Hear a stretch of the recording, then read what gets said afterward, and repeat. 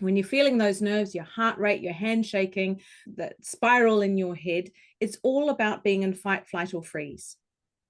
And so once you understand what happens in you when you're feeling nervous, then you can recognize that as, oh, that's interesting. This means something to me. And I would reframe nerve saying I'm excited rather than I'm nervous. And I talk about that in the book.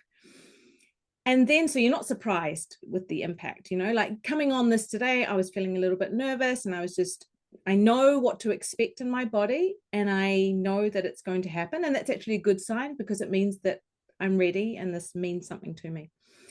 But you don't want to shake so much that, you're embarrassed about other people noticing that, or it shakes in your voice, for example, or your heart rate going so fast that you almost feel like you're going into a panic attack.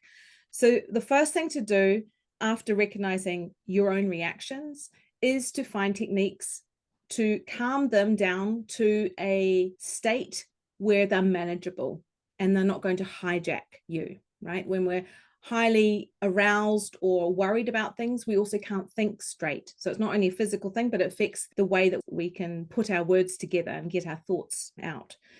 So there are a couple of different things you can do. And as I said, you find the one that works for you. So the first practical techniques is breathing.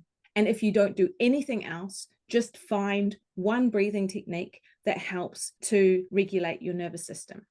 And there are multiple ones. So there's the 4x4 box breathing, for example, where you breathe in for 4, hold for 4, breathe, exhale for 4, and hold for 4. And you do that a couple of rounds.